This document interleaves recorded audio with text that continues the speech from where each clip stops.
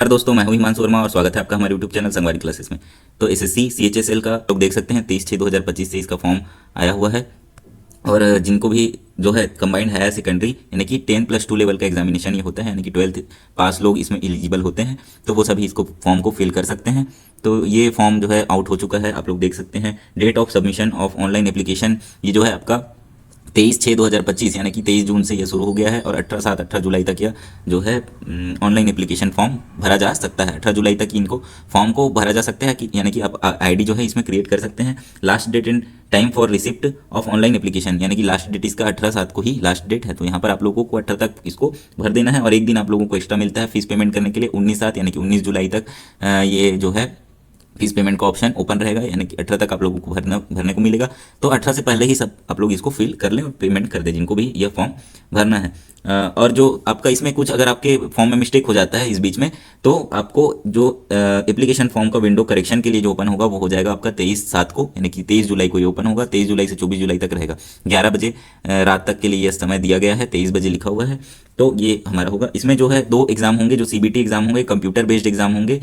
तो पहला होगा टीयर वन और दूसरा होगा टीयर 2। टीयर 2 जो होगा 2 एग्जाम इसमें होंगे।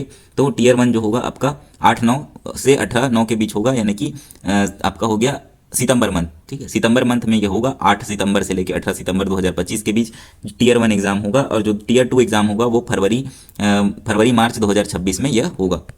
तो ये हो गया हमारा ऑफिशियल नोटिफिकेशन के बारे में कि जो इसके कौन कौन से डेट हैं। इसके बाद जो हम लोग देखें पे स्केल, अगर देखें तो इसका पे स्केल जो होगा लोअर डिवीजन क्लर्क, यहाँ पर पोस्ट जो आए हुए हैं इसमें पहला जो है लोअर डिवीजन क्लर्क है या फिर जूनियर सेक्रेटरियन असिस्टेंट जो है, ये इसका पद का नाम है। तो इसका पे लेवल 2 है और ये 19,900 से 63,200 इसकी सैलरी रहने वाली है। इसके बाद दूसरा जो है डाटा एंट्री ऑपरेटर है, पे लेवल इसका 4 है और इसका जो सैलरी है 25,500 से 81,100 रहेगा। दूसरा इसमें एक और है लेवल 5 वाला जो है, उसका जो सैलरी होगा 29,200 से 92,300 तक इसकी सैलरी रहने वाली है। उसके बाद data entry operator grade A है उसका पे लेवल 4 है। तो उसका जो पे होगा 25,500 से 81,100 रुपये तक इसकी सैलरी रहने वाली है।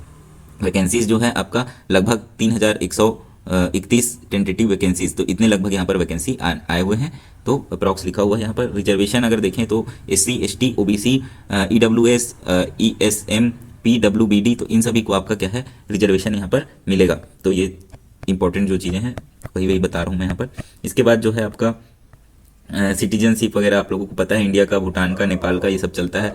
तो ये सभी बेसिक चीज़ें हैं। हाँ, मुख्य जो आपका है एज लिमिट, तो एज लिमिट के बारे में अगर देखें तो जो एज लिमिट है आपका ये है 18 से 27 साल। तो कौन से डेट पर ये हो गया 2/1/1999 से लेकर जो आपका 1/1/2008 के बीच ये क्या होने चाहिए, इनका जो है डेट ऑफ बर्थ होना चाहिए। यानी कि 2/1/1999 के बाद जो जिनका जन्म हुआ है और 1/1/2008 से पहले जिनका जन्म हुआ है, केवल वही लोग यहाँ पर एलिजिबल हैं। इनके जो पहले हुए हैं 2/1/1999 से पहले जिनका जन्म हुआ है तो वो एलिजिबल नहीं होंगे। 1 जनवरी 1999 को भी जिनका जन्म हुआ है वो भी एलिजिबल नहीं होंगे। और जो 1/1/2008 है वहाँ तक के लोग यहाँ पर एलिजिबल होंगे।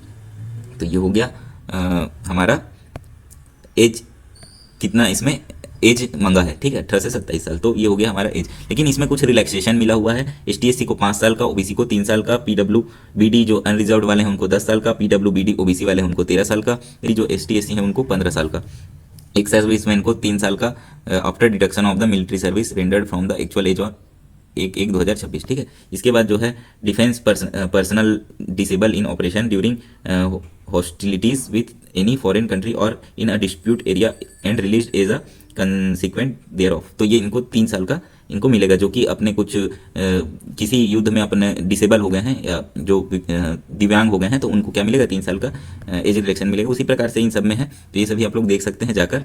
यहाँ पर विडोज डाइवोर्स वुमेन को भी 35 साल तक का जो है रिलैक्सेशन मिला हुआ है। 35 साल होते तक वो लोग ये एग्जाम दे सकते हैं। अगर ST SC हैं विडो डाइवोर्स जो वुमेन लोग, तो उनको 40 साल तक, अप टू 40 साल तक मिल जाएगा। इसके अलावा सेंट्रल गवर्नमेंट के सिविलियन एम्प्लॉयज़ हैं उनको भी 45 साल तक मिलेगा।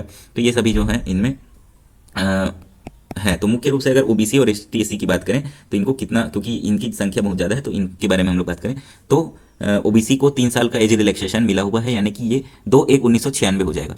ठीक है, 2 जनवरी 1996 के जो बाद जिनका जन्म हुआ है वो लोग इसमें एलिजिबल होंगे। 2 जनवरी 1996। ये नीचे वाला डेट चेंज नहीं होता है, 1/1/2008 तक ही इनको मिलेगा, ठीक है। 18 से ज़्यादा ही होनी चाहिए, अपर एज लिमिट इसमें होगा चेंज। और ST/SC जो होगा उनको 5 साल का मिलेगा, तो वो 2/1/1994 तक चला जाएगा। तो 2/1/1994 के बाद वाले जो ST/SC कैंडिडेट हैं तो वो सभी जो है इसमें फॉर्म फिल कर सकते हैं। तो ये हो गया हमारा एज लिमिट। इसके बाद जो आपका इम्पोर्टेंट जो है प्रोसेस जो होगा आपका वही है, आपको फिल करना है फॉर्म वगैरह और उसके बाद सबमिट कर देना है पेमेंट करके। सर्टिफिकेट आपको लगेगा इसमें सेंट्रल गवर्नमेंट का OBC सर्टिफिकेट, ST/SC सर्टिफिकेट जो बनता है सेंट्रल गवर्नमेंट की तरफ से, तो वो वाला आप लोगों को लगेगा। हाउ टू अप्लाई यहाँ पर दिया हुआ है, ये वाला साइट है ssc.government.in, यहाँ पर जाकर आप लोग अप्लाई कर सकते हैं। ध्यान रखेंगे ये साइट आपको इस वाले साइट पर जाकर SSC मोबाइल एप्लीकेशन जो है, हाँ इसके अलावा जो है SSC मोबाइल एप्लीकेशन से भी आप लोग ये प्ले स्टोर पे मिल जाएगा, वहाँ से भी अप्लाई कर सकते हैं। तो ये जो है यहाँ पर साइट दिया हुआ है, ये क्लिक करने से ओपन भी हो जाता है। तो इस वाले साइट पे आप लोगों को जाना है और फिर यहाँ पर अप्लाई का जो है ऑप्शन है, यहाँ पर combined higher secondary level examination, यहाँ पर जाकर आप लोग अप्लाई कर सकते हैं। ये जो है आपका रजिस्ट्रेशन नंबर, पासवर्ड अगर आपके पास पहले से है तो वो बना सकते हैं, लॉगिन करके आप लोग वहाँ डायरेक्ट कर सकते हैं। अगर नहीं है तो रजिस्टर नाउ करके नया रजिस्ट्रेशन फॉर्म फिल कर सकते हैं। तो अगर आपका पहले से SSC में ID है तो वहाँ से भी भर सकते हैं, और नहीं है तो यहाँ पर नया रजिस्ट्रेशन फॉर्म फिल करेंगे, यहाँ से कंटिन्यू कर लेंगे। तो ये सभी आप लोगों का देखो डिटेल है, आधार नंबर, वेरीफाई आधार नंबर, इसको आप आधार नंबर डाल के एक्सेप्ट करेंगे। तो ये सभी प्रोसेस है, यहाँ पर मैं प्रोसेस नहीं बता रहा हूँ, फॉर्म बता रहा हूँ मुख्य रूप से कि क्या क्या यहाँ पर दिया हुआ है। तो ये साइट हो गया हमारा। एज लिमिट बता दिया मैं। एप्लीकेशन फीस जो होगा आपका 100 रुपये होगा, जो कि आपका पेएबल होगा। और वुमेन कैंडिडेट जो होंगे या ST और SC हैं उनको आपका फॉर्म जो है पेमेंट नहीं करना पड़ेगा, exempted from the payment of fee. तो ये जो है यहाँ पर इनको पेमेंट नहीं करना पड़ेगा। आप पे जो है आप लोग ऑनलाइन भी कर सकते हैं, वीज़ा डेबिट कार्ड वगैरह से भी कर सकते हैं। पेमेंट का लास्ट डेट बता दिया हूँ 19/7 तक है, तो आप लोग 18 तक ही ये फॉर्म फिल करके कंप्लीट कर दीजिए जिनको भी इसको भरना है।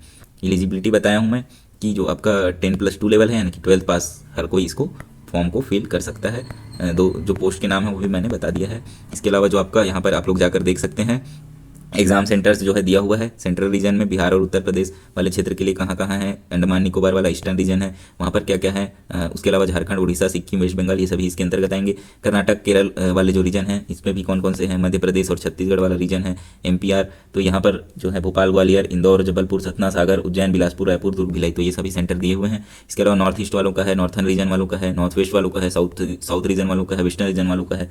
ठीक है, तो ये सभी जो है आपके सेंटर्स हैं, आप लोग जाके देख सकते हैं। ऑफिशियल साइट जो है ये वाला जो साइट है छत्तीसगढ़ ssc.government.in वाले साइट में ही आपका यहाँ पर जो हाँ यहाँ पर जो है ये देखो, ये notice for combined higher secondary level examination, यहीं पर ये नोटिस डाला हुआ है, इसी से मैं बता रहा हूँ। ठीक है, यही वाला नोटिस है, तो इसी नोटिस को मैं अभी रीड कर रहा हूँ। स्कीम ऑफ एग्जामिनेशन, तो यहाँ पर 2 एग्जामिनेशन होंगे, Tier 1 और Tier 2। Tier 2 दोनों जो होगा कंप्यूटर बेस्ड एग्जाम होगा, और उसके मार्क्स के आधार पर जो है marks score by computer based examination if conducted in multiple shift will be normalised by using the procedure published by the commission vide notice dated 2/6/2025। Such normalised scores will be used to determine final merit and cut off marks, यानी कि आप लोगों का जो है cut off marks final जो normalisation के बाद जो स्कोर मिलेगा उससे होगा, ना कि आपका जितना मार्क्स आएगा, क्योंकि ये डिफरेंट शिफ्ट्स में ये एग्जाम्स होंगे, डिफरेंट डेट्स में होंगे, तो इनको नॉर्मलाइज करना कंपलसरी हो जाता है। तो ये हो गया हमारा मार्क्स। तो Tier 1 पास होंगे उनको Tier 2 में एंट्री मिलेगा, फिर Tier 2 से जो क्वालिफाइड हो जाएंगे तो उनको फिर रैंक के हिसाब से उनका जॉब मिलेगा। तो ये हो गया स्कीम ऑफ Tier 1 एग्जामिनेशन। तो स्कीम जो है अपना क्या रहेगा, सिलेबस कौन कौन से सब्जेक्ट रहेंगे, कितने मार्क्स के होंगे। तो इंग्लिश इसमें 4 जो है आपके होंगे Tier 1 एग्जाम में। तो Tier 1 एग्जाम में इंग्लिश आएगा, बेसिक नॉलेज, फिर जनरल इंटेलिजेंस। ठीक है, जनरल इंटेलिजेंस आएगा। उसके अलावा क्वांटिटेटिव एप्टीट्यूड जो होगा आपका बेसिक एरिथमेटिक स्किल, और उसके बाद जो होगा जनरल अवेयरनेस। तो सभी जो है नंबर ऑफ क्वेश्चन 25 क्वेश्चन होंगे और 50 नंबर के होंगे, यानी पर क्वेश्चन जो होगा आपका 2 मार्क्स का होगा। 25 क्वेश्चन हर पार्ट के इसमें है। तो चारों पार्ट में 25 क्वेश्चन है, हर क्वेश्चन 2 मार्क्स का होगा, यानी कि 200 नंबर के ये एग्जाम जो है रहने वाला है आपका। और आपको कितना मिलेगा, 60 मिनट का समय मिलेगा। 80 मिनट्स उनको मिलेगा जो कि दिव्यांग होते हैं, तो उन लोगों को 80 मिनट्स मिलता है। तो ये जो आपका हो गया 60 मिनट हमारा जो है टाइम ड्यूरेशन रहेगा। तो 4 जो है इसके हैं, यानी कि टोटल 100 क्वेश्चन है और 60 मिनट है। तो ये हो गया हमारा Tier 1 एग्जाम में ऑब्जेक्टिव टाइप रहेगा, मल्टीपल चॉइस क्वेश्चन ओनली। ठीक है, तो ऑब्जेक्टिव टाइप क्वेश्चन रहेगा यहाँ पर 0.50 मार्क्स होगा ईच रॉन्ग आंसर के लिए, यानी कि आपके हाफ मार्क्स कट जाएंगे।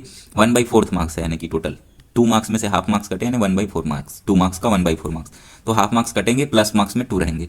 तो ये हो गया स्कीम ऑफ Tier 2 एग्जाम। इसके बाद आता है स्कीम ऑफ Tier 2 एग्जाम। तो इसमें जो सेक्शंस हैं आपके 2 सेशन रहेंगे इसमें। है ना, फर्स्ट सेशन सेकंड सेशन। पहले सेशन में आपका एग्जाम होगा, दूसरा सेशन जो होगा उसमें स्किल टेस्ट या टाइपिंग टेस्ट होगा। टाइपिंग टेस्ट यहाँ पर इंपॉर्टेंट है क्योंकि पोस्ट ही टाइपिंग वाला है, तो वो यहाँ पर होगा। तो सब्जेक्ट जो आपका सेशन 1 में क्या होगा, ये 2 घंटा 15 मिनट का यह सेशन रहेगा।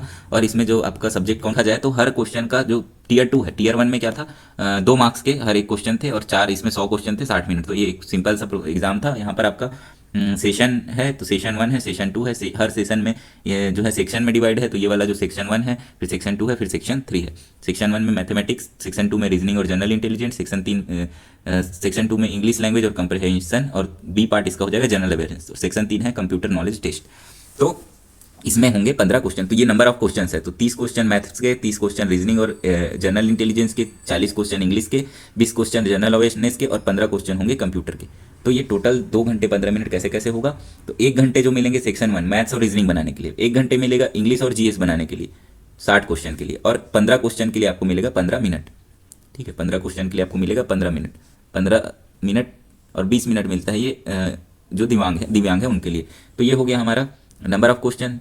और मार्क्स कितने होंगे, हर क्वेश्चन 3-3 मार्क्स से होंगे सभी सेक्शन में। ठीक है, तो मार्क्स के लिए कोई वो नहीं, हर क्वेश्चन 3 मार्क्स का होगा। 180 180 प्लस 45, तो इतने मार्क्स के ये क्वेश्चन होंगे। 180 180 कितना हो गया, 360 प्लस 40 5 45, यानी 405 नंबर का ये जो है आपका एग्जाम होने वाला है, जो कि सेशन 1 के अंतर्गत है।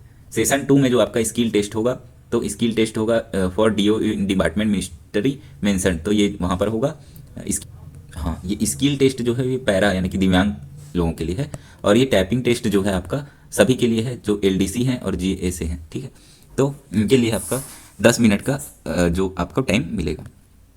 इसके बाद जो है आपका सेक्शन वगैरह मैंने बता दिया है। तो इतना जो है इसमें मुख्य रूप से जो पॉइंट्स हैं आप लोगों को जानना था, जो कंप्लीट होता है। यहाँ पर आपका सिलेबस भी लिखा हुआ है कि इंग्लिश में क्या क्या है, जनरल इंटेलिजेंस में क्या क्या है, कौन कौन से टॉपिक्स हैं, क्वांटिटेटिव एप्टीट्यूड में कौन कौन से टॉपिक है, जियोमेट्री में कौन से हैं, है ना, तो एप्टीट्यूड के अंतर्गत ही आएगा जियोमेट्री।